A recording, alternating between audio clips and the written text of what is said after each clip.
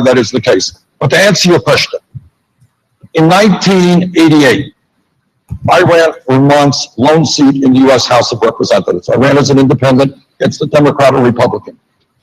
The gun lobby said, vote for either the Democrat or Republican, don't vote for Bernie Sanders. This is 1988, because Bernie thinks that we should not be selling military-style assault weapons in the United States of America, back in 1988. Senator Sanders says in 1988 he was against military-style assault weapons being sold in the United States. Gun groups working against me back then. Since then, I have supported instant background checks, the expansion of instant background checks, because I believe our job, if we're going to end these horrific mass murders, or at least have some impact in lessening the occurrence of them, we have got to do our best to make sure that guns do not get into the hands of people who should not have them. Criminals, people with mental instability. I believe, as President Obama does, that we've got to deal with this gun show loophole. And that's what he's working on now with his executive order. People should not be able to circumvent the instant background check through the gun show or through the internet. I believe that we should make a federal crime of the so-called straw man situation, where people are buying guns legally, going through the instant background check, and then selling them to criminals. Absolutely. If you're just joining us on DINtv.com or on our partner sites at Meerkat, Periscope, or Blab, Senator Bernie Sanders was just asked a question about what he would do about gun control in America, and also about access to mental health for those who want to purchase guns. And after an initial attack on Secretary of State Hillary Clinton, Bernie Sanders said that in 1988 he voted against military-style assault weapons being sold in the United States. It was actually placed on the NRA's naughty list, essentially, and said that he would also try to make a federal crime to purchase guns legally and then resell them to people on the essential black market. I mean, I agree. That should already be, and for me, that should already be a law. I think that's federal crime. I mean, if you're selling that, guns go. It's really interesting, and I'd love to know what our viewers on DINtv.com, and if you're joining us on even Meerkat and Periscope and you can't log in, let us know. Give us some questions, but I'd love to know what you guys think, because I feel like our generation, and maybe it's just people that I don't know because I've lived in major cities where and what happens if that different populations, but I don't know that many people that are in that are so vigilant with their guns. Like, it's cool to shoot a gun. I know some people who own them, but no one is like clinging to their Second Amendment rights the way people are in certain sections of the country are. It's crazy because I think I did share this story before for Christmas or something. My parents got each other a gun, and they're not like. Makes sense. It was just so out of character for me, so I guess it was a little shocking. But are you having but besides that, like, I don't think you should be stressing that it should be. Although I do agree, I think it's pointless for him to just be like, oh, and if you do buy them legally and then you sell them to someone illegally, it should be like, who cares? Just do something about it. Just do something about it, because we have too many problems. We've had 365 mass shootings and over 365 in the 365 days of 2015. Also, like, so you're gonna pass this law, but then do something to stop. Or do something to stop it before it happens. Like that. Okay, so it's like wear a seatbelt, but then just don't get caught and don't get a ticket. So it doesn't. Guys, maybe you would ask our viewers. Let us know what you guys think. Come to DINtv.com. No, we're all about opinions here, but it's really interesting because again, I think the right to have a gun is one that we as Americans deserve and one that we should preserve. But I think if you ask the majority of the country, I think there are polls that state this. We're going to try and find tips for you guys on gun rights in America. Most people are for the restrictions and tightening of gun laws, as long as they're able to obtain them legally and no crazies and maintain their ownership. No crazies get their hands on. If there's a tighter background checks, I think that's what everyone wants. I think that's what everyone wants. Yet the NRA has such an impressive lock on their lobbying of congressional representatives and senators that nothing is changing. And the interesting thing, and I would love to know what some of our viewers on DINtv.com think, is that I remember the past 5 years, I always thought things would make a big change. Like, I think we had Columbine when I was in, like, middle school, like, up until, like, 1998, 2002, whatever it was. I think Columbine, that was in New York, right? It was in Colorado. There was one in And that happened, and then you think of, like, 2011, I think it was Gabby Giffords who was shot. And for those of you who are just joining us, Gabby Giffords was actually a member of Congress from Arizona, and she was at a campaign event at a supermarket in Arizona in Tucson, and a man walked up with a gun and started shooting in the parking lot of this supermarket and shot her in the face and almost killed her.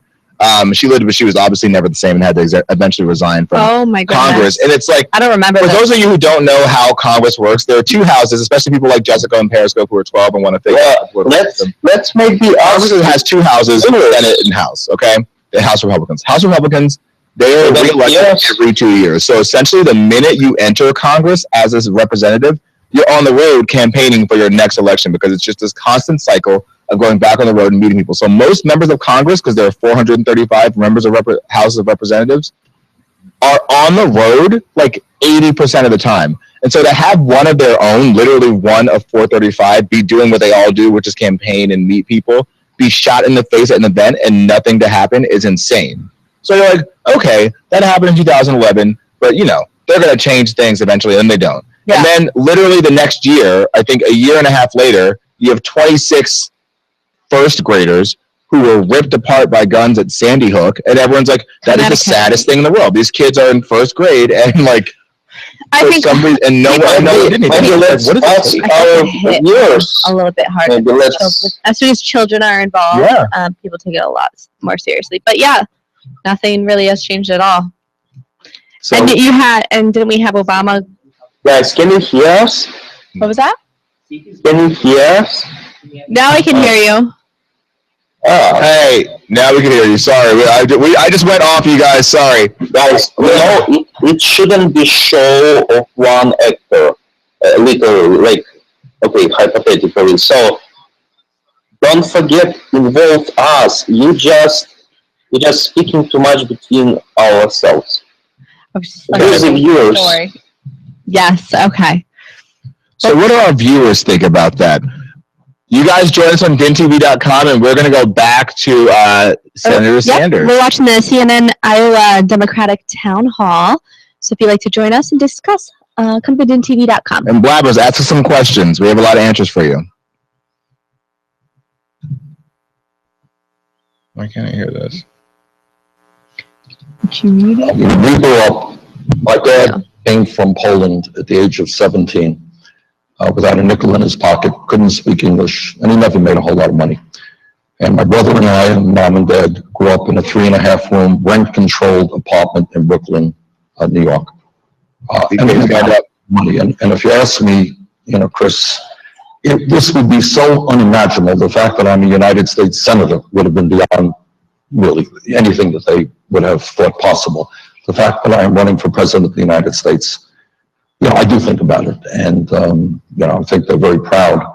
But it's certainly something that I don't think they ever believed would have happened. Oh, that was touching. Although that had nothing to do with him. Voters of Iowa, what you want them to know. Look, Hillary Clinton is a very good person. Martin O'Malley is a very decent guy. So I'm not, you know, this is not a personal stuff.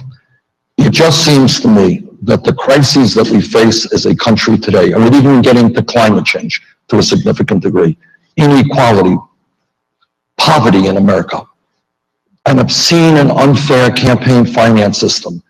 These problems are so serious that we have got to go beyond establishment politics and establishment economics. In my view, we need a political revolution where millions of people stand up and say, you know what? That great government of ours belongs to all of us, not just the few. That's why I'm running for president. Thank you. Senator Sanders, thank you for taking. For those of you who are joining us on Meerkat, on Periscope, or on Blab, Senator Sanders just wrapped up his portion of the Iowa Democratic Town Hall and said that, well, he took a little bit more of an emotional, touching approach, but he pretty much came from nothing and brought up his parents, and he said that we need a political revolution. So, come to DINtv.com and discuss this with us, what you think of Sanders and what he had to say today. while we wait, do any of our viewers on Meerkat have any questions about the debate? Are you guys watching? Tell us what you guys think. Good speech. I mean, I just sketched the ending, but he very emotionally and was very emotional message. Yeah, I think as far as being in touch and showing human emotion, I think that's huge when it comes to running for president because people can connect a little bit better. Rather than arguing and tearing everyone down, because that's all he was doing was talk about Hillary Clinton for a while. That's true. And he just put it aside and he's like, this is what I'm here to do. We need huge change and we need to all feel this together. So when does it become too much emotion then? Because I remember recently President Obama cried. You don't want to show your weak, about I think he was speaking again about gun violence. So a similar issue. He cried a bunch of times. And he has cried about it. I think it's because he went to Sandy Hook and saw the bodies of his kids. Absolutely. But I'm posting this in DINtv, in the feed of DINtv.com, I'm posting a link about Obama and how he got emotional. But people were saying that he's too emotional because remember, he also cried, I believe, the first night he was elected because his grandmother had just died. And then he cried right after he was elected because she wasn't there to see it. I think she died 2 days before. And I remember people were saying, oh, he's so emotional. He's going to make us look weak on the international stage. So I wonder, and what do our viewers on Periscope think about this, especially? Do you think that do you think our president should be crying, or how much emotion do you give even as just a candidate running? But you know what, personally, I don't think that a president should cry. I think you have to be strong.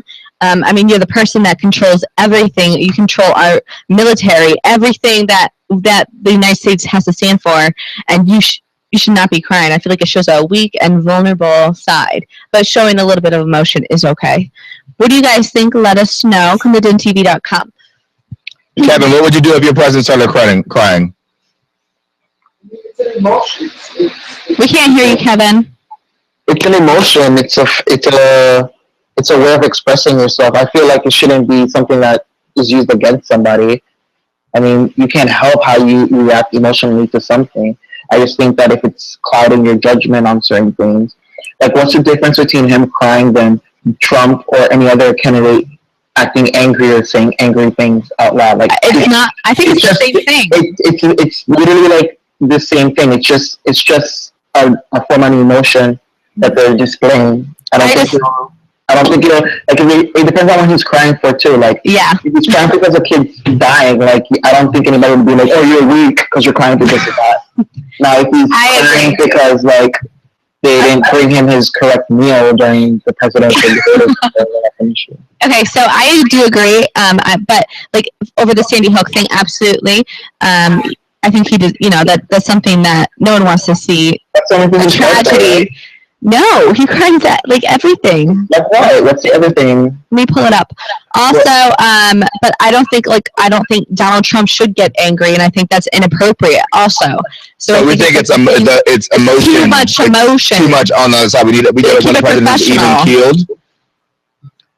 I mean, do you want somebody who doesn't relate to emotions? Because we all have emotions. So, why would you want somebody who doesn't relate to emotions? I just typed in.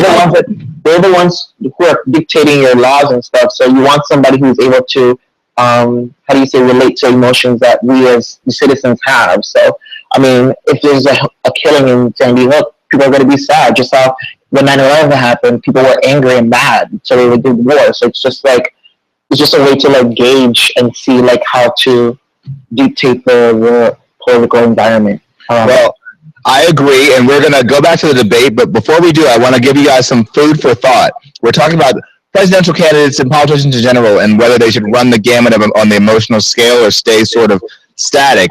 And let's just think about this as food for thought for when Secretary of State Clinton comes on later.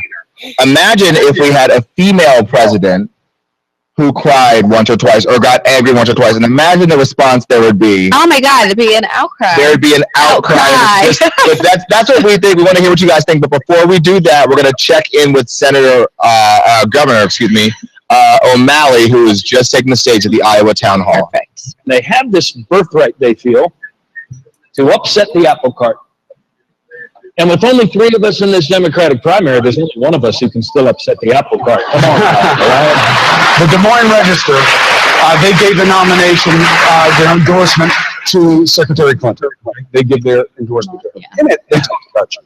And they say that you are, quote, better suited as one of her cabinet secretaries than as a president. What do you want to tell Iowans right now to prove that their state's biggest state is wrong? Yeah, well, this is what I have to say. Look, I'm in this quest to win this. I'm running for president of the United States. And the reason I'm running is this. Our country is facing big challenges. And we have deep divisions in our country. And we need a candidate who can actually pull us together. Oh boy. Who can heal these divisions, who can get things done. That's what I've done all my life. Iowa Town Hall. I'm not a divider. If I were, I would not have been able to accomplish the things we accomplished. Iowa Town Hall. Democratic Town Hall.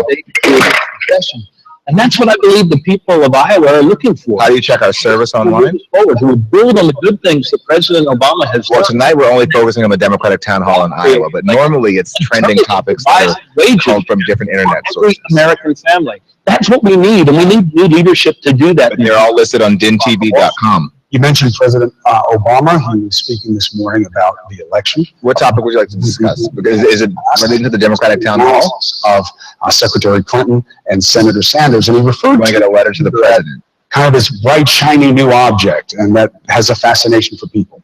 I thought you were supposed to be the bright, shiny new object in this. What happened? Hold on, we're going to put you on speaker so our viewers can hear you, all right? To, I'm gonna pause that for first. my candidacy and accompany Secretary Missed, like, Clinton. all this.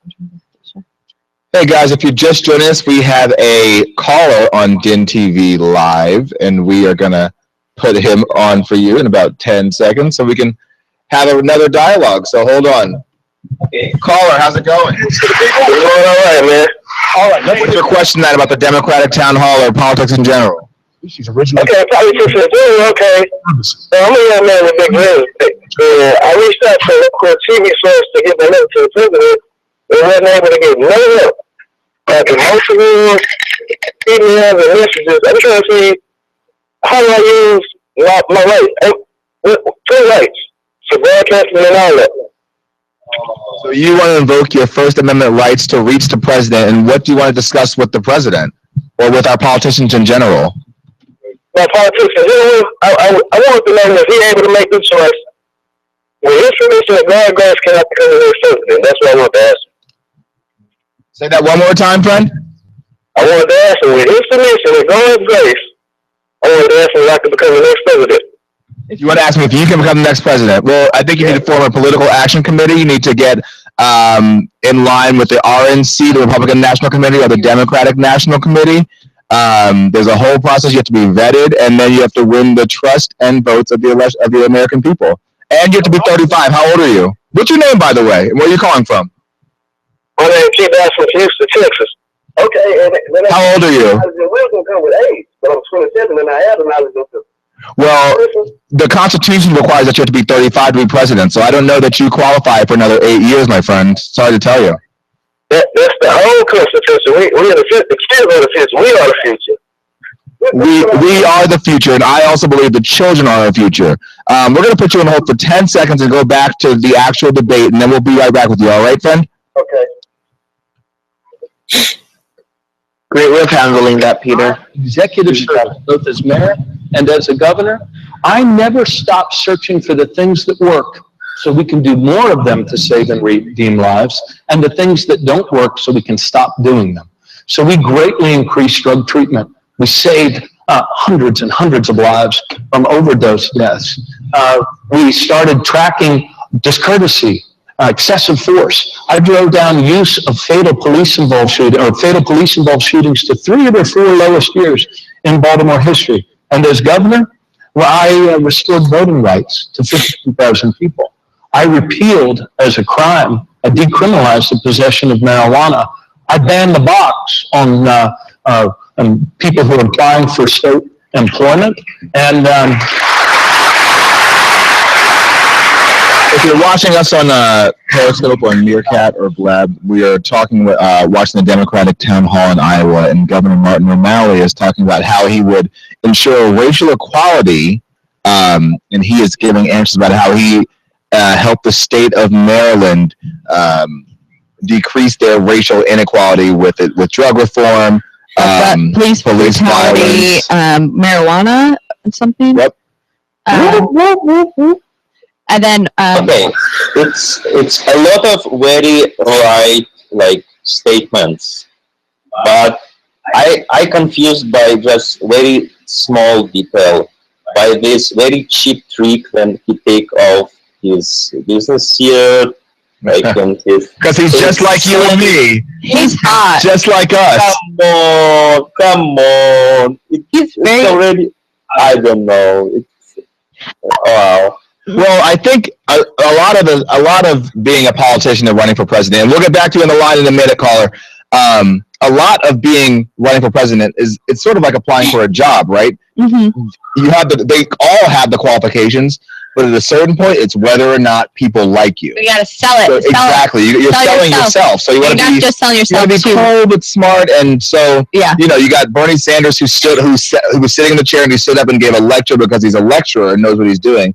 So Martin O'Malley had to come with a little stunt too. Is it just me, or for some reason I was just getting like Obama flashes? Yeah. Is it just me? I don't know why. Just like the way he was talking about everything. Maybe it was just because Obama focused on so much opportunities for racial equality. Well, let's check in with him and see what he says, and then maybe we'll find more of that. Yeah, look, I think we need to build upon the good things that President Obama has done with the Affordable Care Act. But no program ever came into existence in a perfect condition. So we have to improve it. And one of the ways I think we need to improve it is by covering those high value early out-of-pocket expenses that people are experiencing. What I hear from a lot of folks all over Iowa is that maybe while their premiums have leveled off, they're paying more out-of-pocket. And their deductibles are higher. So we need to push the insurance companies to actually offer products that pay for those first out-of-pocket expenses. But let me take you up to a slightly larger and higher level, and it is this. Look, we need to change what it is that we actually pay for, to put wellness at the center. In my own state, we moved all 46 of our acute care hospitals out of fee-for-service and started paying them global payments for all of their Medicare and Medicaid patients. Why? Because the biggest driver of your high health insurance costs and throughout our country is the hospital costs at the center. And we told our hospitals that if you reduce avoidable hospital readmissions, you can share in those savings. And the New England Journal of Medicine did an article about 4 weeks ago and said, I'll be damned. It actually works. We can dial up wellness. We can reduce the expense here. And that's the future, I believe. And every state has a role moving that way, because clearly we're still paying too much for health insurance. Our system's called an all-payer system. We have a rate-setting commission, and we're able to replace the institutional profitability. I mean, the hospitals aren't going bankrupt by any means, but we're able to put wellness.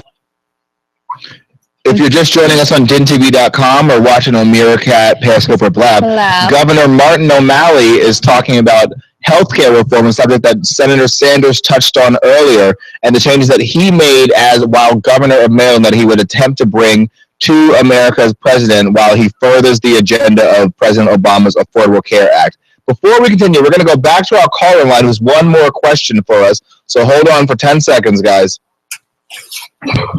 Caller, are you there? Yes, sir. You have one more question? Yes, sir. Do you? What's my question? Yes? Excuse me? Are you ready for the question? Yes, sir. Okay. Do you actually think we'll see change this year? With anything with? Do you think we'll see change? We can't really hear you clearly. Sorry, it might be the phone. Say it one more time. Hold on 1 second. I said, do you actually think we will see change this year? Do I actually think we will see change this year? You know what? I'm going to ask one of our viewers, Pedro, if he believes that we'll see change this year. Hi, Pedro. I definitely think they'll be changed this year, and I think that's the most concerning part of this election. I think that's, I So you agree. think it's going to be bad change? It's tending to be that, yeah. It looks that way with Trump in the lead and so forth. I think I feel like everybody and every American and every person who has the right to vote should be concerned. I think whatever we do, there's going to be an extreme change, and I hate to say this, but I feel like it's going to be a system of trial and error, or like just try to figure out what works best. If the question is directly to me whether I'm going to vote, unfortunately I'm not going to vote because I'm not a citizen. But I'm definitely I want to know what's going to happen and what will happen, and I'm encouraging everybody to vote. To say the least, but I'm not going to vote no. If you're watching us on Periscope, Meerkat, or Blab, one of our viewers, Pedro, made an awesome point that I want to touch on. One of our callers asked if we think change will come, and Pedro says he believes change is going to come, but it's going to be negative change, mainly because Trump is the front runner in the Republican side of this presidential race. And he said that he's encouraging everyone to vote, but he unfortunately is unable to because he's not a citizen. And I want to let everyone know out there, if you're not a citizen or if you are not old enough to vote and you still want to make a change, you can still, these politicians still need grassroots politics. They still need people on the ground who are marching, who are going on doors and knocking on doors and handing out pamphlets and spreading their word. Because if you want to get behind a candidate, you can be as politically involved as you want to be, whether or not you're old enough or eligible to vote for any reason. So be sure to stay educated and stay on top of these things, because you can make a difference even if you aren't able to vote. So I think that's a really important point, and I'm glad Pedro brought that up. We're going to let our caller go, and I'm going to hand this over to you, Riley. Okay. It was actually very interesting point from Sanders that he going to like minimum payments, especially for African American communities.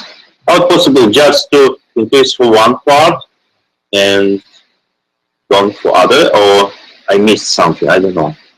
I think in that aspect, it's like certain areas of the workforce are dominated by certain minorities. Yeah. So I feel like in that particular sense, he meant like he's gonna focus more on those jobs that don't get as much respect as they should, and add more of a income to it, so that the people that do work these jobs don't have to rely on welfare and rely on all these other supplemental incomes and actually make money for themselves. Because nobody who's on welfare likes to be on welfare. Nobody wants to stand in that line and like have to wait for it. If they're able to pay for it themselves, then why not? I gotta keep monitoring, so we're actually. Okay, let's go back to see what he's saying over here. All right. In addition to the military. And I believe that will not only allow our kids to go to college in a more affordable way, giving them an increased Pell Grant benefit, but I also know that it'll do a great deal to tap that goodness within the next generation and bring it forward, bring their ethic forward. Let me talk a little bit about veterans, because another one of my strategic goals is full employment for the veterans of ours who come home from Iraq and Afghanistan. We do a very poor job of transitioning our veterans back to civilian life. And I have found, as a governor, tackling this problem, that the key is employment. Talking to our veterans about employment. There's absolutely no handoff between the Defense Department and Veterans Affairs, let alone our state departments of Veterans Affairs. And in fact, on the DD-214, the discharge form that veterans fill out, there's not even a box on there for an email address. And a lot of our veterans become ghost people. We might catch up with them eventually at the hospital. We might catch up with them at the county jail. We're a better nation than this. And we need to have a transition program so that none of our veterans slip through the cracks. And we need to make the first goal so that we can then get to the post-traumatic stress issues, mental health, and other things. First goal needs to be for employment, because every person needs to be needed. And we need our veterans back here every bit as much as we needed them abroad. Okay, that's actually really interesting. I'd like to touch on that a little bit. Absolutely. If you're just joining us, Governor O'Malley mentioned reforming Veterans Affairs laws and enabling them economically, and we're going to let you have the floor. That's actually something I guess I find that so interesting is, I've seen it before, and I've actually had a interview veterans before one of my last jobs, and I never actually, maybe I just haven't paid much attention to it, but it really is a huge issue. You see these people leave our country, they go fight for our country and our rights, freedom. for our freedom, so we can just so that's what they're telling you they're fighting for. Okay. so we can live our daily lives, and then they come back here and they have PTSD, which post-traumatic stress disorder. They don't know how to function. I personally know people who are veterans, and they are just so messed up in the head. Ask why they have it. What did they do over there? What did they see over there? They've seen people being killed. They've seen They've seen some really messed up stuff that the government's not really talking about, but they're doing over there. Well, Kevin, do you want to enlighten us on what they're seeing? I can hear you. I don't know why it doesn't sound too loud. Anyways, so yeah, getting them employment, but also making sure that they have everything that they need to not only get employment, but to be able to be, I guess, a normal citizen, an acting citizen in our society. Yeah, it's a huge issue. These people, like, they turn into alcoholics. I've seen large numbers of homeless population are veterans. So it's something to consider, absolutely. But I think the employment thing that he is actually referencing, I don't think it's just employment. I just think it's maybe that they can't get I just think there's mental health issues. Maybe we should stop having wars, and if we stop the wars, then we won't have veterans who end up being casualties of war mentally when they come back. That's an interesting point. If you're just watching us on Periscope, Meerkat and Blab, and don't know what we're talking about, one of our viewers said that the problem with veterans issues is that we have these wars in the first place, which is true. But I think it's also important to note that this war was started under false pretenses in a term before the current president, and he's actually winding down. But when you're engaged in international warfare, you can't go from 100 to 0. I think he's slowly scaling back. So. But you're right. The numbers speak for themselves, and reform is definitely needed. And actually, we've killed more over there, civilian-wise, than they've killed soldiers our end. Yeah, but there are the triple digits when it comes to the triple numbers when it comes to the casualties. Like they've had like 3 times more casualties than we've had with civilians, and not even the actual militia army. It's actual civilians that die. Oh, I'm sure, and I don't question that at all. But the fact of the matter is that they still are, they're our brothers and sisters. So they come back and they still have to deal with these issues. Regardless, people are getting killed on both ends. Yep. Yeah, regardless, we still no matter how you cut the pie. Sorry, Pedro, what were you saying? I'll say definitely both. Get killed on both ends, because I think you still don't have a set number how many people got killed in 9/11, and also people who killed those people on 9/11. It wasn't the people that we went after that we ended up killing. Well, it was the people who was following Bin Laden and so forth and so on, which not we, because I'm not part of the military, but the military got him, which was one of the objectives. So as much as war is bad, it's almost necessary. If we want to fight a war against 9/11, we'll be fighting a war against our own backyard. Why would you say that? What's your opinion? I believe 9/11 was an inside job. Okay, we're going to go back to Martin O'Malley. That's Kevin's opinion. How do you feel? We'll be right back to the Democrat debate. Evidence. We're going to stick a pin in this and see what they are talking about. So hold on, guys. And the center of that ecosystem is a stronger middle class. Kevin is shaking the table. The stronger we make our middle class, the more our economy grows. And that's what we've lost track of in these 30 years of trickle-down economics. The more our workers earn, the more they spend, the more our economy grows. If you're just joining us, Governor O'Malley is talking about trickle-down economics, and the question posed to him at the Iowa Town Hall is, are there any meaningful differences between your approach to the economy and Senator Sanders' approach? Let's go back to that answer. Out of this trickle-down nonsense that says concentrate wealth, remove regulation, and keep wages low. Low wages for America is not an America that's working. We need wage policies to make wages go up. The gentleman standing up on your right is Brian Carlson. He's a student at Drake University. Says he's leaning towards supporting Hillary Clinton. Ooh. wants to talk about discrimination in the workplace, and he has a question about it. What do you have? Last year's Supreme Court decision granting full marriage equality was truly monumental for the LGBT community across the nation.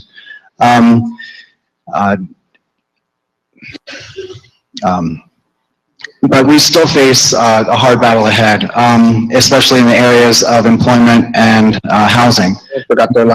We still face discrimination. I was wondering, what would you do as president to help us to acquire full equality in those areas on the federal level? Funding to school fees.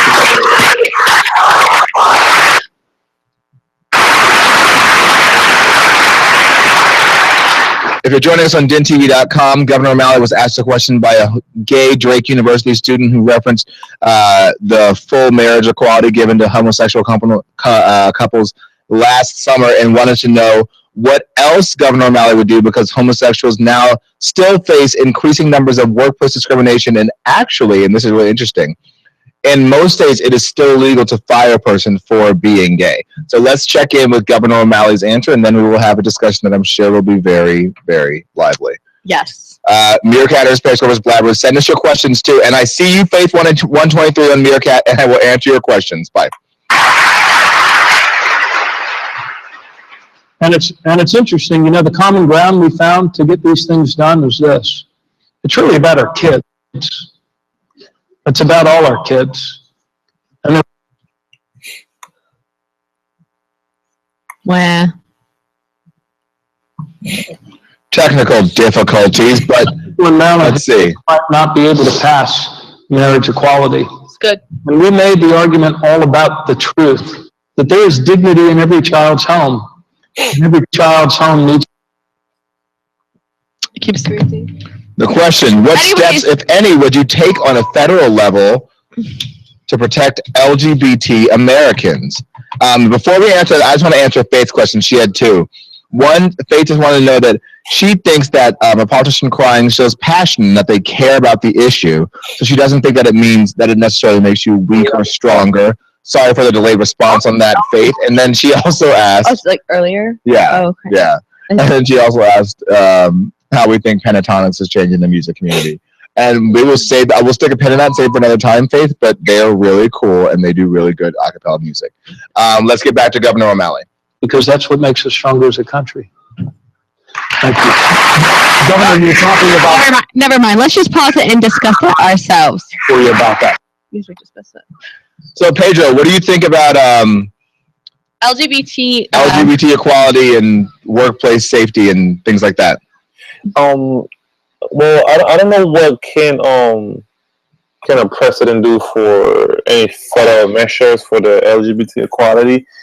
If in fact it is, you know, a thing where people in certain states they do get fired because of being homosexuals and so forth. Obviously it's wrong, but I feel like it should be also we should be able to fire somebody if they are homophobic. By the same token, I feel like.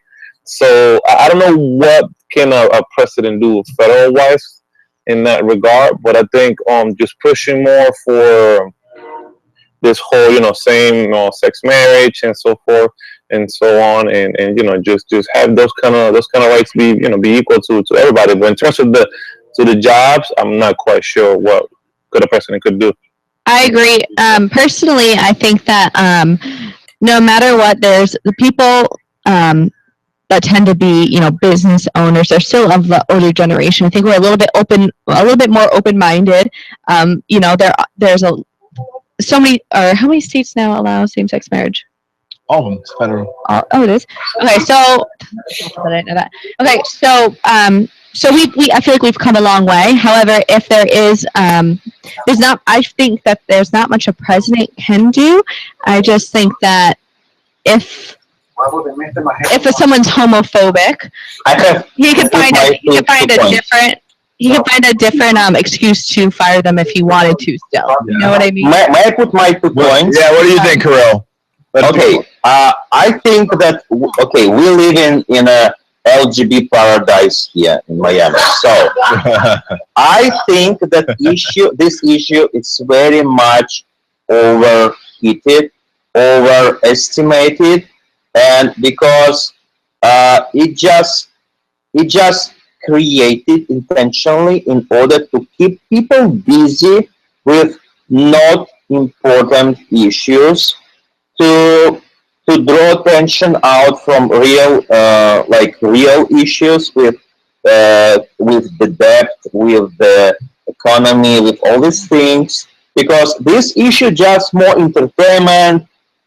I don't believe that people still suffering like real from this. Even that situation when that woman refused to issue the marriage license. Come on, okay, if you're so in love, just move to another state. I don't know.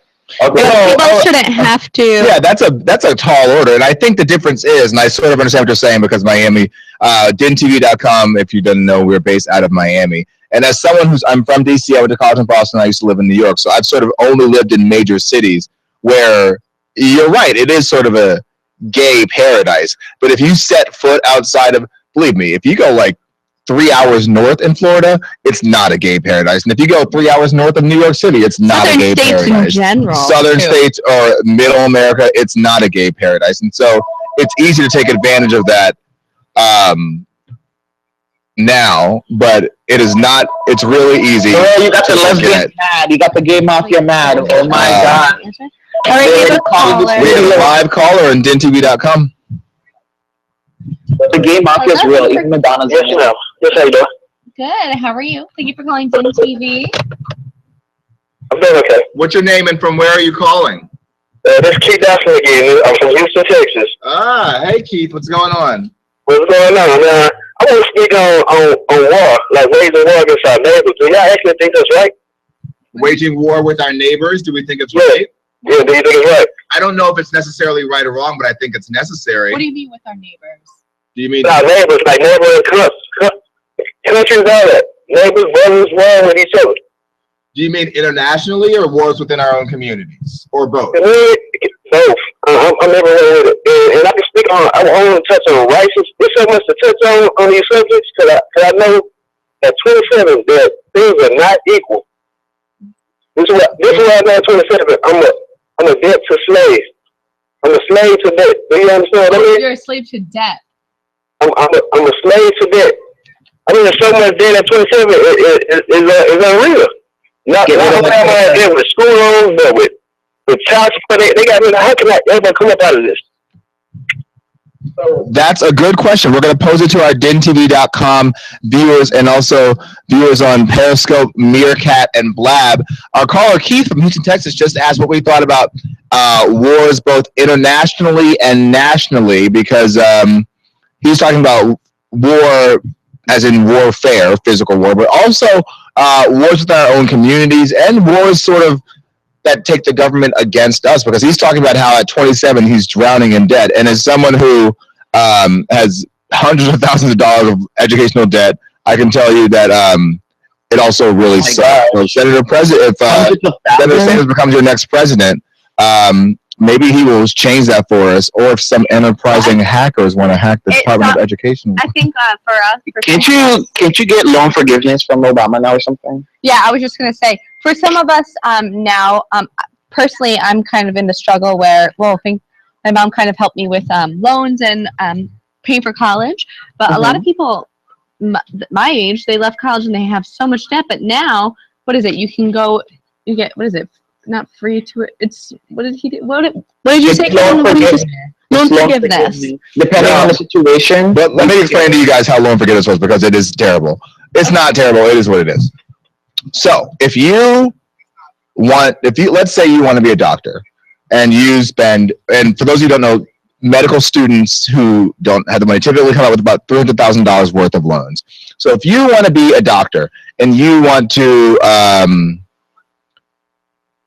have loan forgiveness, you have to work in the public sector for 10 years while paying the minimum amount of debt, the minimum payment that you can pay based on your salary for 10 years. So if you work in the public sector, you're automatically making less money than you would in the private sector. You're still paying between $400 and $600 a month. You have to do that for 12 months a year for 10 years, so 120 months, and then they forgive your debt. But at that point, it's like is it worth it? Halfway done Or already. like, because you, in theory, could just work in the private sector, work your way up that way, make more money, which we sort of talked about earlier, being at the top of that tax bracket.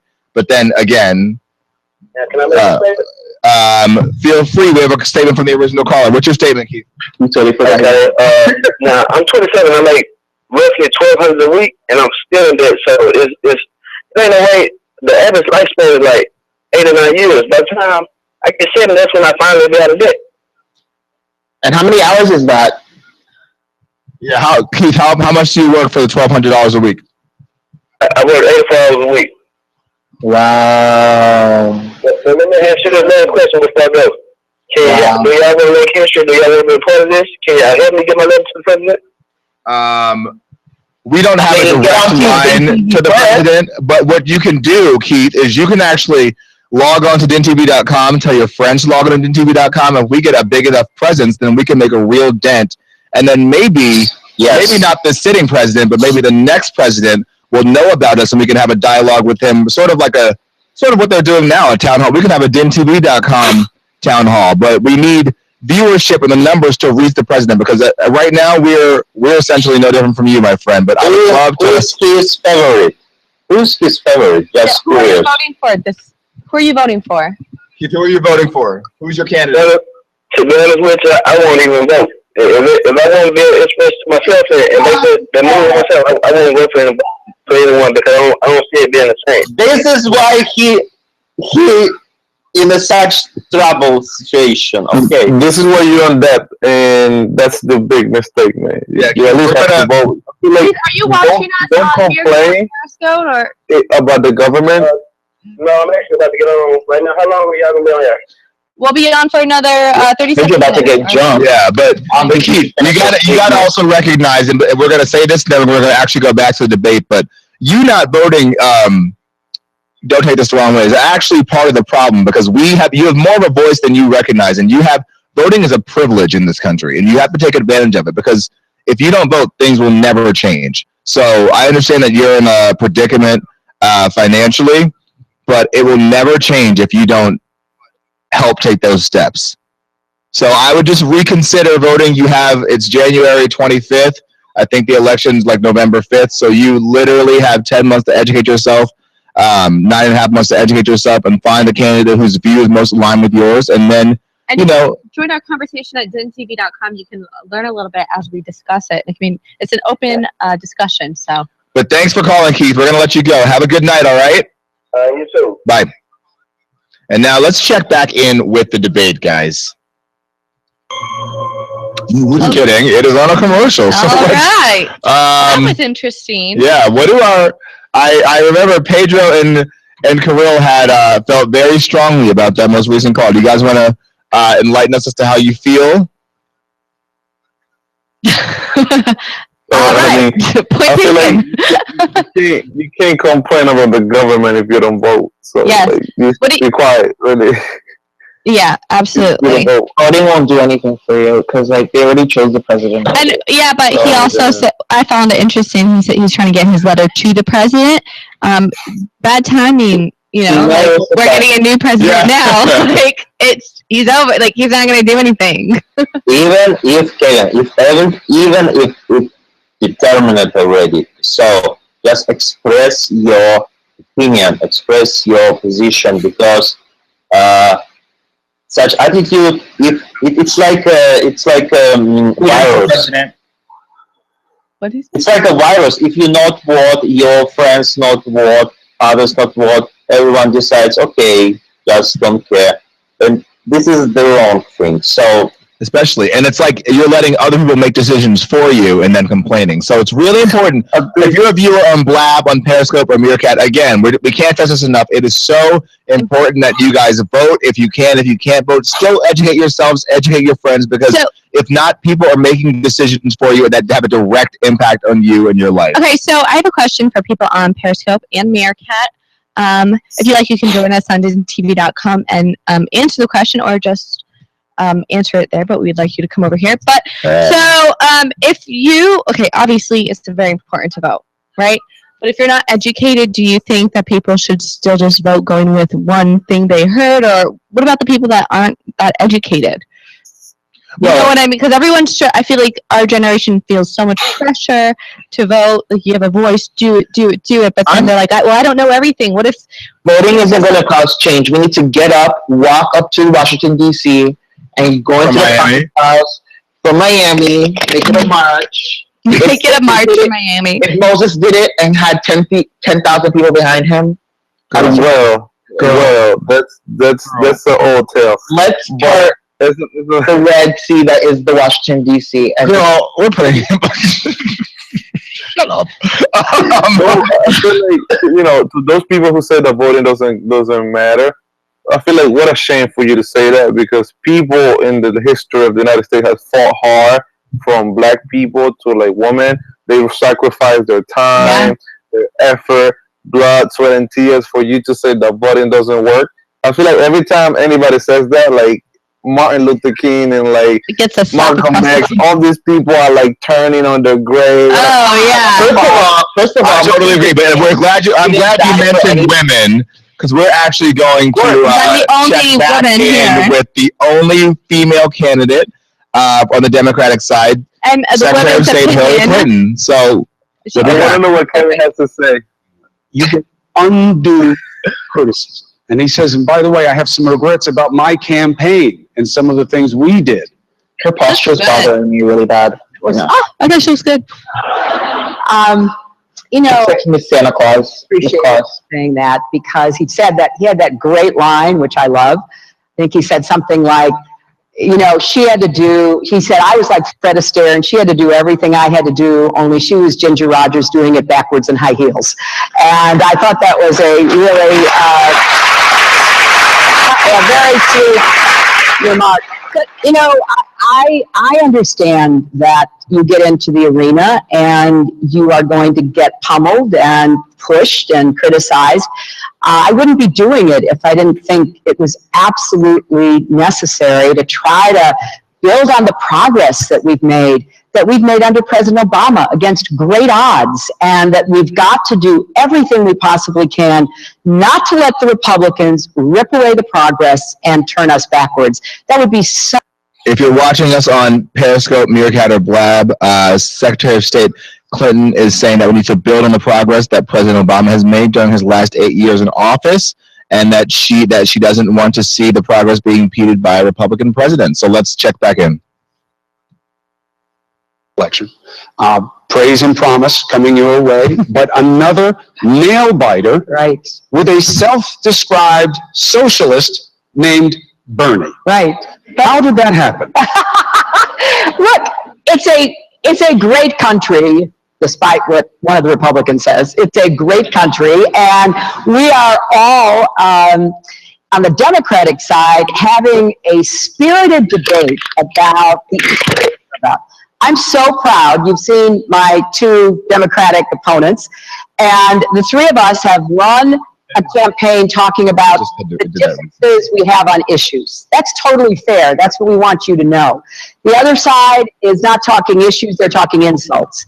So I'm proud of the campaign we've run and what we've put out there. They're old people. And it's a tough campaign, and it should be, because it's the hardest job in the world.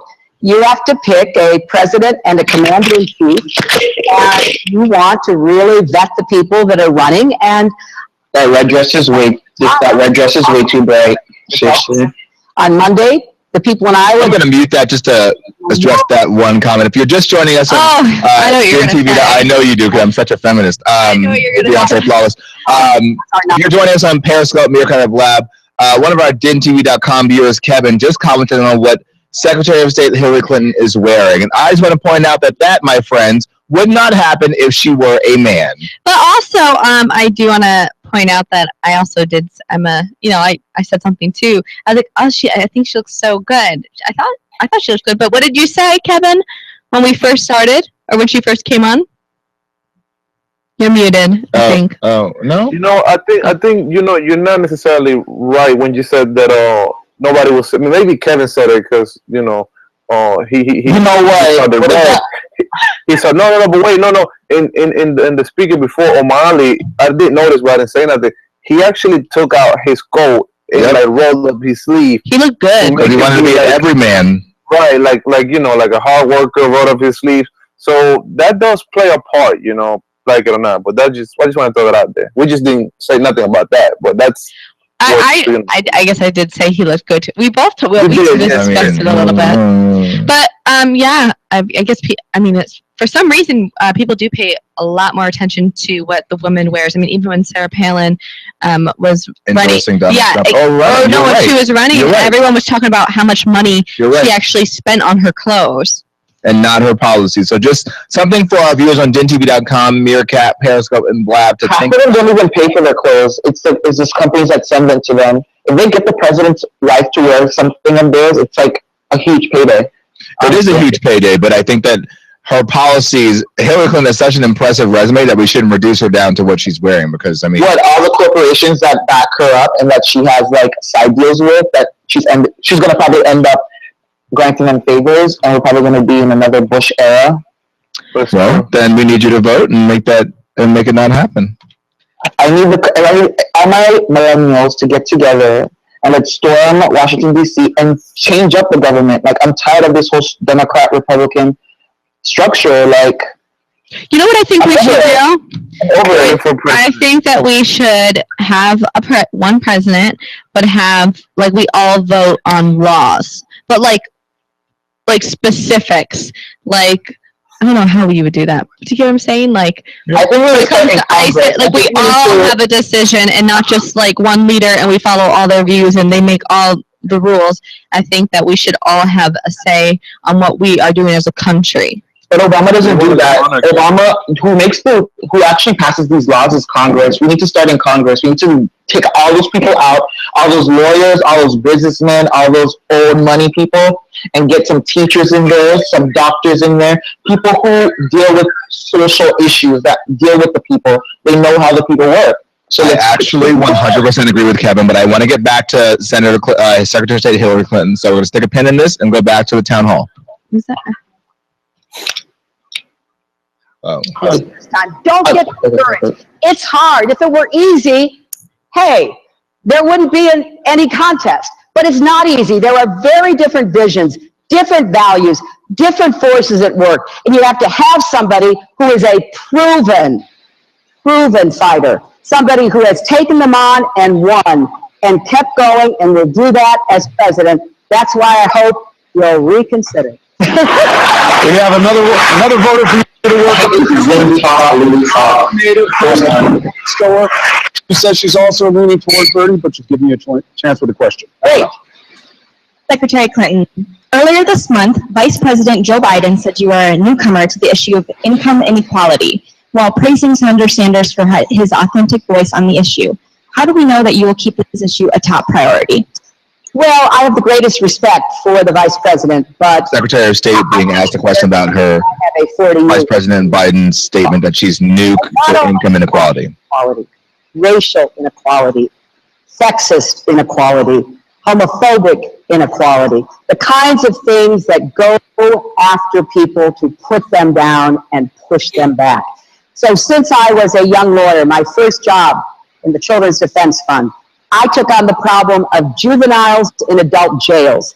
What kind of inequality can you imagine that is worse than that? Taking a child and putting them in with adult prisoners. And we went right after that to change that. I went after schools that were being turned into private schools that were really there because they wanted to escape integration in the South. I went by myself down to Alabama to do investigation because, again, inequality stalks our education system. I was on the Legal Services Corporation. I chaired the board. Inequality is also about not being able to get a lawyer. You can't afford them. You can't stand up and have your voice heard and have your case adjudicated. So I have a really long history of taking on all kinds of inequality. And when I went to Beijing in 1995 and said, women talk so much. Women's rights, that was inequality. Economic inequality, education inequality, cultural inequality, every kind of inequality you can imagine. Now, when you focus just narrowly on economic inequality, I've also been in that fight. I was in that fight during my husband's administration, and let's remember what happened there. At the end of 8 years, I was just going to say Monica Lewinsky. Most important, is incomes grew for everybody, not just those at the top. More people were lifted out of poverty, incomes rose in the middle and working people. If you're joining us on Meerkat, on Periscope, or on Blab, the question posed to Secretary of State Clinton, excuse me, although she was a senator too, so I'm not wrong, guys, is how can we be sure that income inequality will be a top issue for you? Let's get back to her answer. Another question for you? Well, she's going to fight every time. Okay. Office for you next week, unless you mess it up. Right. Oh, okay, I'll try not to. Your question, sir. Oh, boy. Madam Secretary, before I ask my question, I have a quick comment, and that is that I was a lukewarm person for you before the Benghazi hearings. I watched all 11 hours, every second of it, and came away from that a gung-ho supporter of yours. Thank you. Thank you. Thank you. Offering support to Secretary Clinton after her performance in the Benghazi hearings, which were thinking that maybe I could see if Donald Trump was sitting here, maybe he'd punch Gowdy out. That was my Okay, here's the question. Practically all of the comments that have been said for all three candidates tonight, at probably 99%, have been on some form of domestic policy. And yet, you know, as the former wife of a president and as the Secretary of State, that the President of the United States is going to spend more than 50% of his or her time on foreign policy issues. So therefore, I think it's important for the public to kind of get a sense of where you may be coming from across the board philosophically. And the way I look at it is you could have a scale of, say, 1 to 100. And on that scale, you would have non-interventionist on one side at 1 and total interventionist on the other side as 10. As you think about all the issues that you've confronted as Secretary of State, and then as the possibility of looking at issues into the future, where do you think you'll land on that scale of... Really, Kevin? For asking about foreign policy, because you're absolutely right. In fact, President Obama said something about that. He said, you know, you don't get to pick the issues you work on when you're president. A lot of them come at you. They come in the door whether you open it or not. And he even gave the example of working on his State of the Union, being at the desk in the Oval Office, and one of his aides came in and said, the Iranians have just captured 2 of our naval vessels and have taken our sailors prisoner. You can't say, oh, okay, don't bother me now, I'll deal with that later. You've got to immediately be able to switch gears. You've got to do all aspects of the job. So let me tell you how I think about it. Okay. Imperative, you do your very best, every president, and certainly I will. Okay, Hillary, Yeah. If you're just joining us on DINtv.com or on our streams on Periscope, Meerkat, or Blab, Secretary Clinton is talking about her foreign policy experience, her time as Secretary of State, her reaction during the Benghazi hearings, and how hard she will work as president. I want to go back a little bit to the Benghazi hearings. For those of you that don't remember, Benghazi, and I'm going to find out the year for you guys, but when Hillary Clinton was Secretary of State, an ambassador and an aide were killed by a bomb in Benghazi, and people tried to blame that on her. So she went through about 11 hours of hearings to explain what had gone wrong and what signs were missed. This was in President Obama's first term. And Kirill, we have a viewer that has a comment. Kirill? Actually, I read that Republicans not did it because they financed the movie about this thing. I don't remember the name. It just recently was released. So it's like their point of view on the situation. It's like a real Hollywood movie, and it would be interesting to watch. Let's see. Trying to. Just a note, yeah. There's a Benghazi movie. We're going to post that link for you guys on DINtv.com. But there's it's called 13 Hours. It's called 13 Hours. Thank you. 13 hours? Israel, yep. How new is and that we movie? actually have the clip for you. It came out in January 15th this year. January, we're gonna play the trailer for you guys right now, or just a little bit of that trailer, and then we'll be back to discuss. Who they chose for Hillary? For real? Is she in the middle? No, she's not in the movie. She's not. We'll be back with you guys in about 20 seconds. Angelina Jolie or something. This light is like bothering me.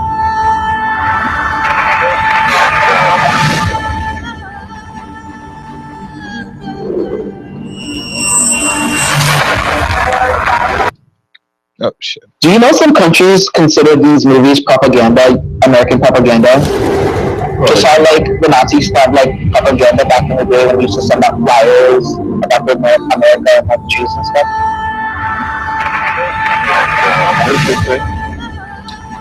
That's feasible because they paint them in a negative light. I can see that. Jim Harper is in this movie. Oh. Yeah, well, Oh, I liked him in How Stella Got Her Groove Back. He was really good in that. What? How Stella Got Her Groove Back. Who, Tay Diggs? Yeah. No, the other guy. I'm honestly not familiar with this movie at all. John Krasinski? Yes. I said Krakowski, but that's not. You're right, Krasinski. Krasinski. 13 hours. But you know what? He was also in the Harry Potter movie, Kayla. You can check him out there too. Who? No, I'm serious. He was in the Harry Potter. And here's a link to the cast, and we'll get you guys the IMDb. He was in the Harry Potter movie as well. So for those of you joining us, we're talking about 13 Hours, the film based on Benghazi, the Secret Soldiers of Benghazi. We posted to DINtv.com the IMDb as well as the Wikipedia, but the movie is directed by Michael Bay, so you're in for tons of explosions. It has John Krasinski. Of course, we all know him from The Office. It has Pablo Schreiber, which I didn't know this. If anyone watches Orange is the New Black, Pablo Schreiber is a porn stash on Orange is the New Black. He's a what? Who's in a porno? If you guys don't watch it, then you won't get the reference. Okay, and no, if I you, don't get the reference. he plays a cop with like a mustache. Looks like he's a porn star. Does he wear the short ones, like the short cop shorts, like in Reno 911? No, Orange is the New Black isn't funny. It's like, what's funny? It's a bunch of lesbians, right? Enjoy. Yeah. All right, guys, let's let the woman talk. I really want to hear what she has to say. All right, let's go back to Secretary Clinton. On the war in Iraq. How do you respond to those two criticisms? Well, first of all, I have a much longer history than one vote, which I've said was a mistake because of the way that was done and how the Bush administration handled it. But I think the American public has seen me exercising judgment in a lot of other ways. And in fact, when that hard primary campaign was over and I went to work for President Obama and he ended up asking me to be Secretary of State, it was because he trusted my judgment. And we worked side by side over those 4 years. And that's not where we were when he became president. As I just said, Iran on the way to a nuclear weapon, which would have destabilized the entire Middle East, created an arms race, the likes of which we have never seen. We had hundreds of thousands of American troops in Iraq and Afghanistan. Our best allies and friends in Europe and Asia were really put out with us because of the way they'd been treated by the Bush administration, and were very skeptical that the United States was a good ally any longer and wanted to lead the world toward peace, prosperity, and security. I spent so much of my time getting back the confidence and the trust of our friends and allies around the world. So I think we made a lot of progress. Now, do we have a terrorist threat? Yes, we had a terrorist threat on 9/11 before President Obama took office. Yes, we were attacked. So this is not something new. This is a long-term challenge. That's why I've laid out a plan to defeat ISIS and Hey, Faith, on Meerkat, we answered your question. Yes, about Pentatonics. We said they're doing okay, and we'll talk about them later. But now we're talking about the Iowa Town Hall.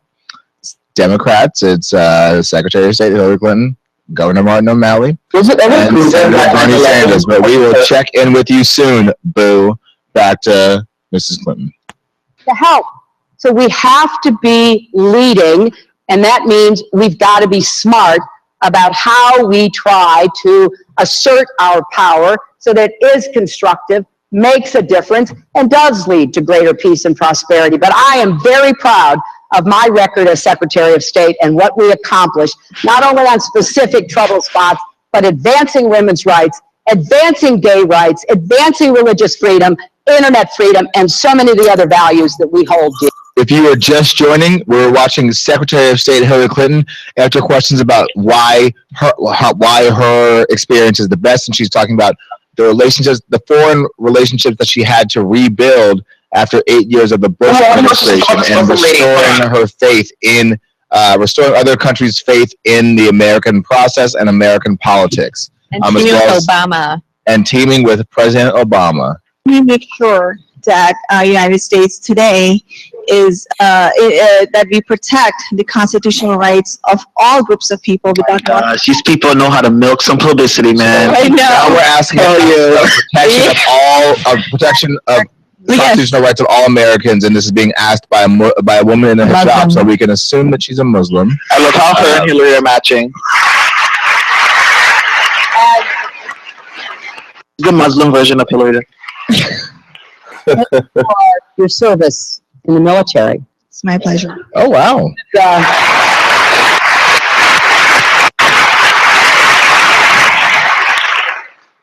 One of the most distressing aspects of this campaign has been the language of Republican candidates, particularly their frontrunner, that insults. They are not saying Donald J. Trump by name, you guys. This is getting messy. He has cast a wide net. He started with Mexicans. He's currently on Muslim. Correct. But I found it particularly harmful the way that he has talked about Muslims, American Muslims, and Muslims around the world. And I've called him out continuously about that.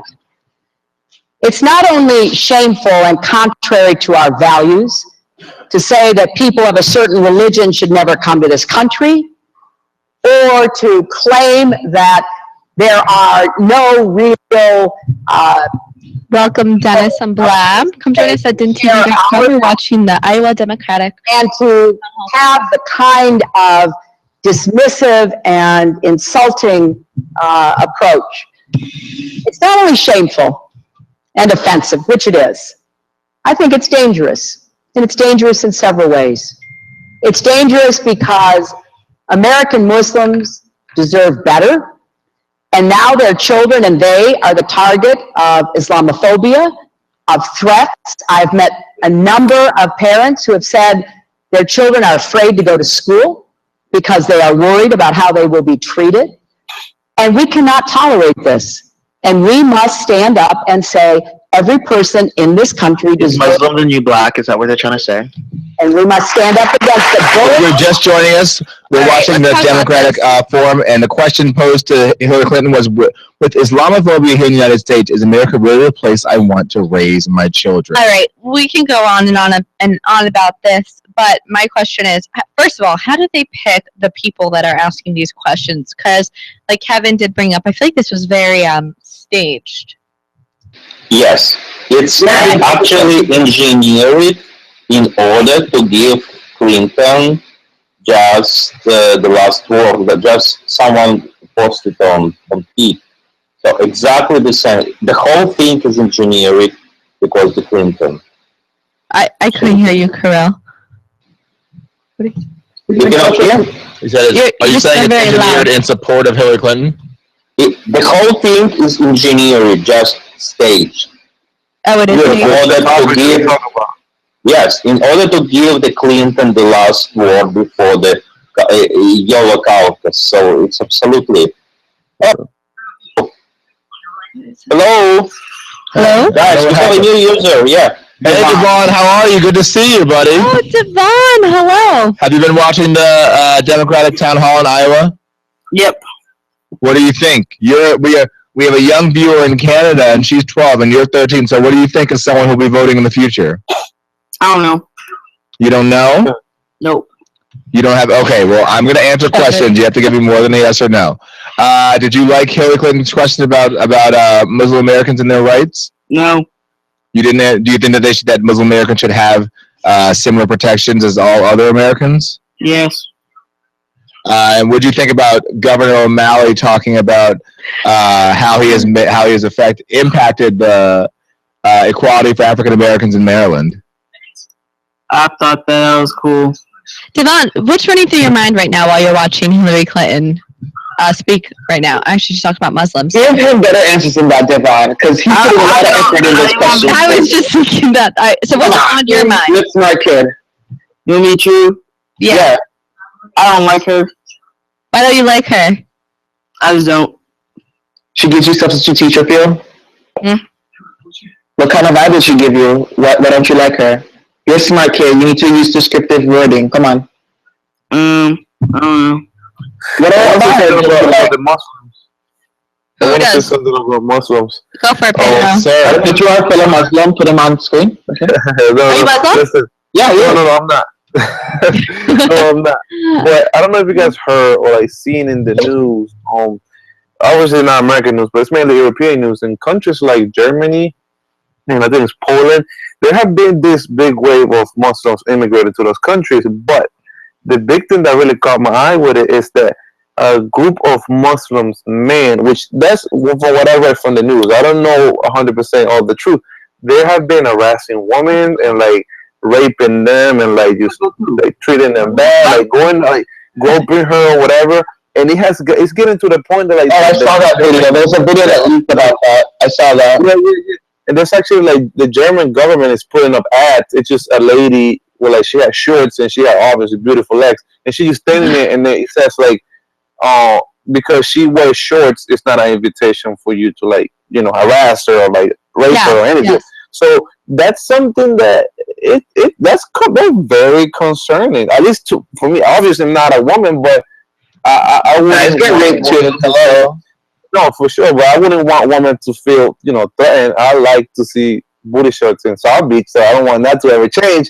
But it's just I don't know what will happen. Like that's concerning for me. That is concerning. I think concerning. Like God forbid you don't get to see some ass in one day in the street. Pedro. You have to see. Yeah, like what in Miami? Are you kidding?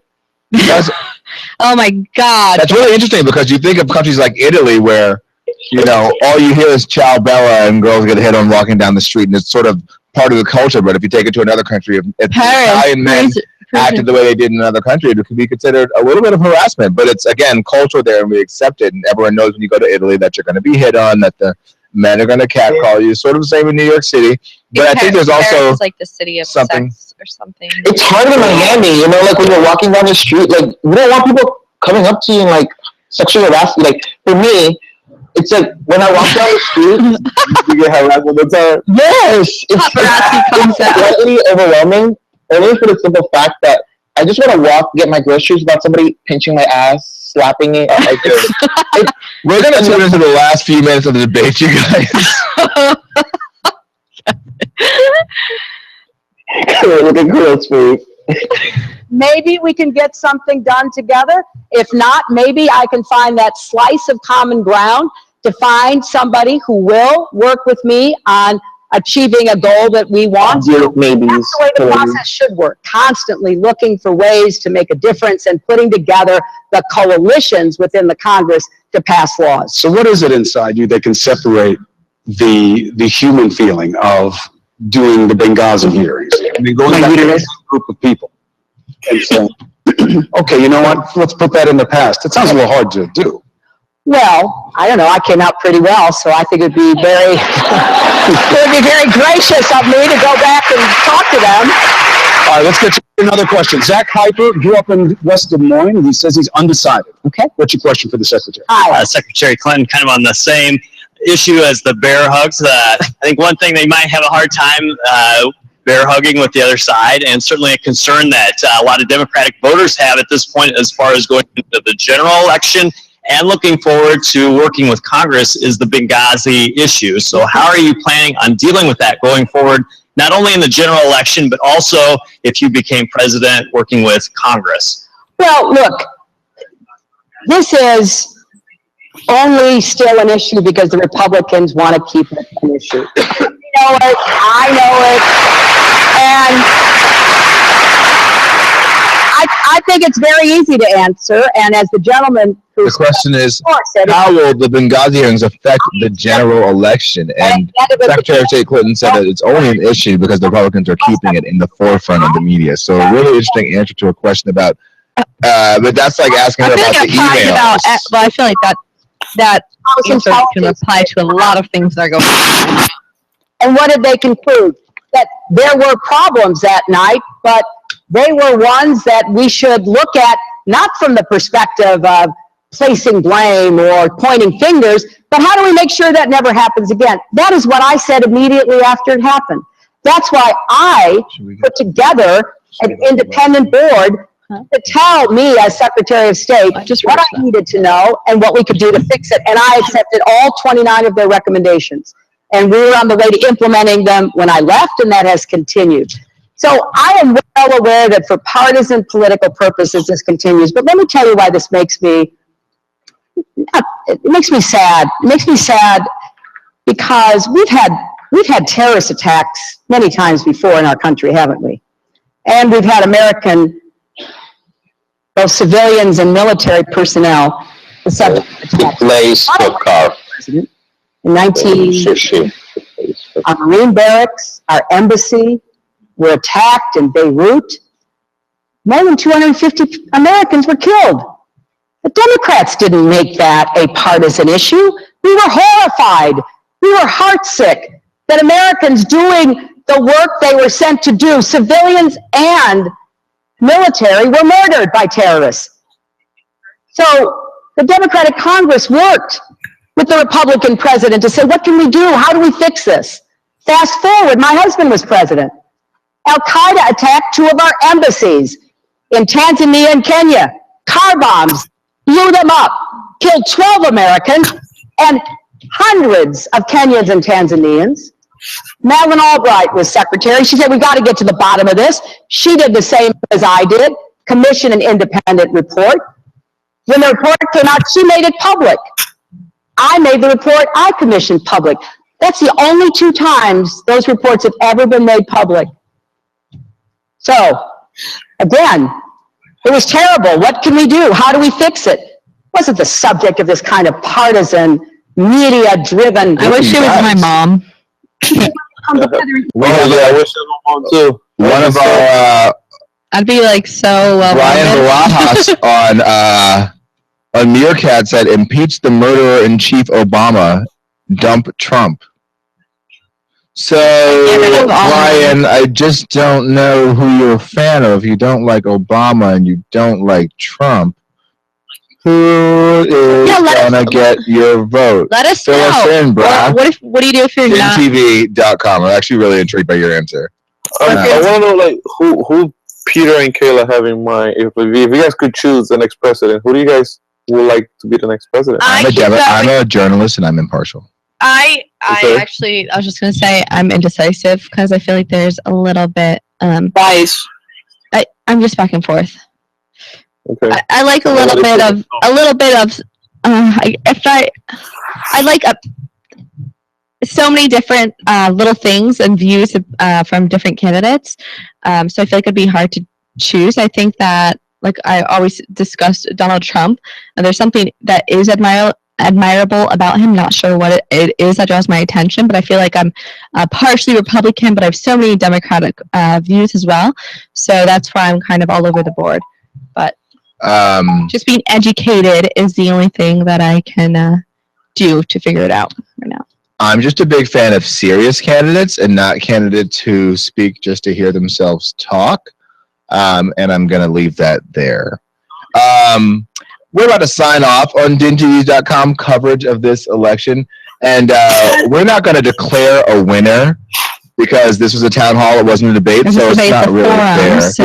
Let's listen by the end, maybe, because it's I was going to dedicate today to something like that. You got to get the facts, and it takes time to get the facts. And so when I said, hey, take all my emails, make them public, that had never been done before, ever, by anybody. And so we've been sorting our way through this because it is kind of a unique situation. I'm happy people are looking at the emails. Some of them are, frankly, a little embarrassing. You find out that sometimes I'm not the best on technology and things like that. But look, I think it's great. Let people sort them through. And as we have seen, there is a lot of interest, but it's something that took time to get done. Earlier tonight, we played Senator Sanders' your ad. Mhm. And ask one of the ads that you're putting out here in the last run Okay. up for the caucuses. We'll now do the same for you. Okay. Here's the Okay. senator's ad.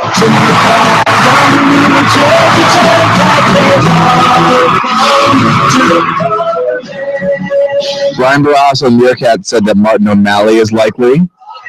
Brian, he's like the last in the polls. He's not like an afterthought, but you know, he may make a comeback. You know, it's not over till it's over. But he also said that Martin O'Malley is the #1 enemy to Wall Street. And Mr. Gomez on Meerkat, we're not leaving just yet, buddy, so stay with us and let us know who your pick is for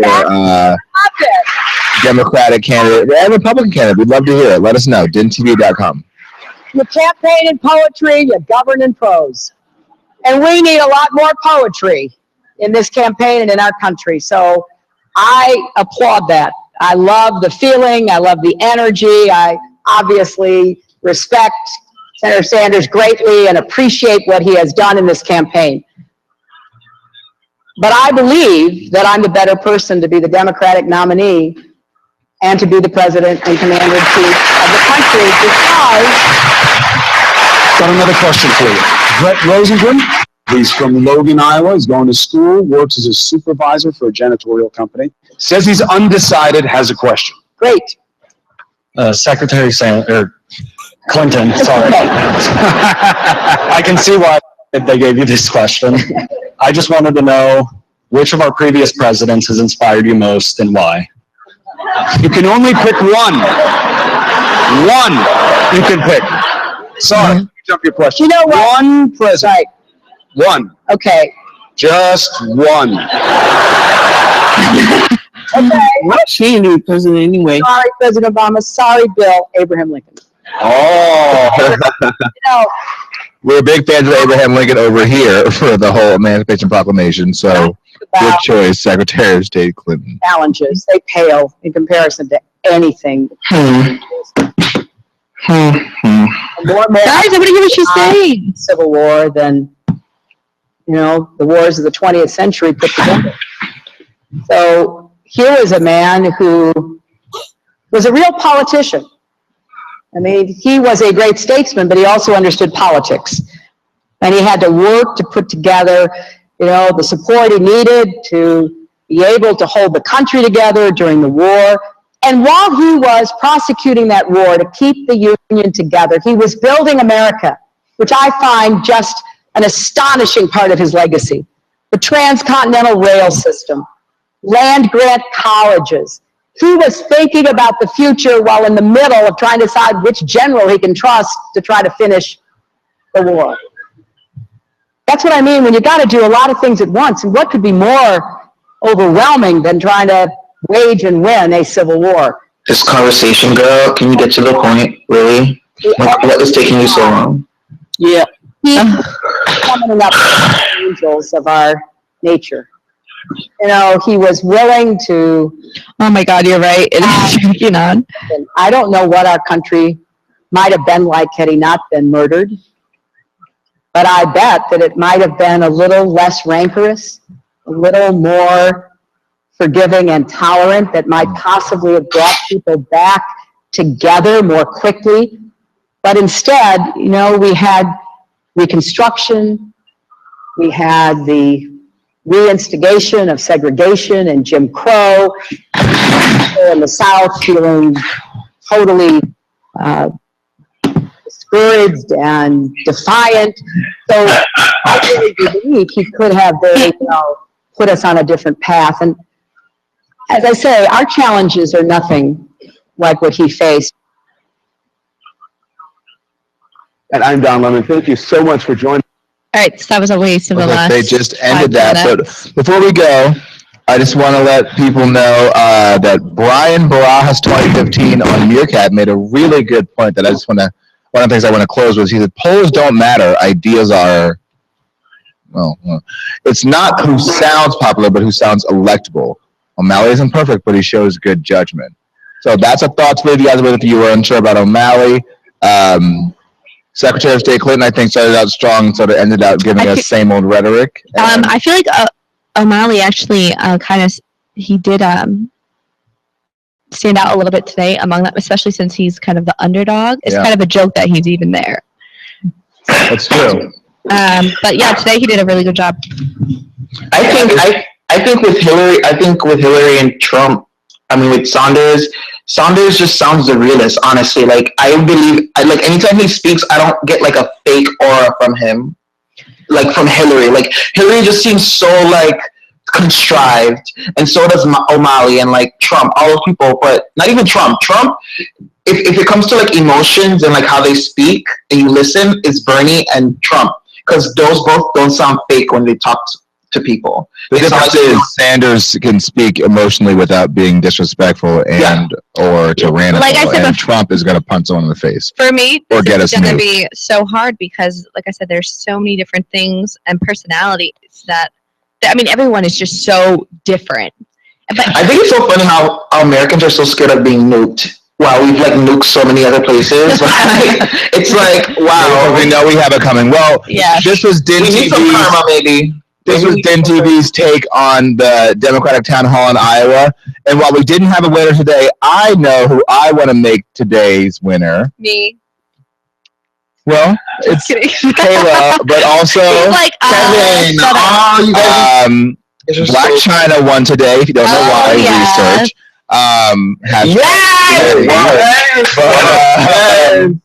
Great. 2016 and we'll talk about that more tomorrow. Yes. But Can't wait to discuss hashtag this. petty. Yes. Thank you for joining us for the Democratic Town Hall in Iowa. winning. See you guys Shamrock. soon. Hashtag winning. Hashtag I'm not going anywhere. DINtv.com and Periscopers, Meerkatters, and joining us. Blabbers. Google Chrome, Mozilla Firefox, Hashtag Kim's mad. DINtv.com. See you guys later, and congratulations to Senator Sanders, Governor O'Malley, and Secretary of State Hillary Clinton. Have a good night, everybody. We can still see you guys. Logging off. Now we need like a log off song, like now we're logging off. Why are you coming for Kate? Why are you coming for what's her name like that? Peter. Black China. Black China is She won winning. today. She's winning. She won today. Yo, I cannot. Yo, that was so unexpected. I did not see those two together at all. Well, I don't get. He's so dumb for being with her because she's using him. I know, but he's trying to spite his family because he hates them. Yeah, he. You know who he hates the most? Kim. He hates Kim the most. Like the dirty game, and I love it. Who saw it? But did you know? Okay, so you obviously saw. So messy. Like even they know that they're messy. Like when you watch Keeping Up with the Kardashians, they're so messy with one another. It's ridiculous. They're all about business. That's why.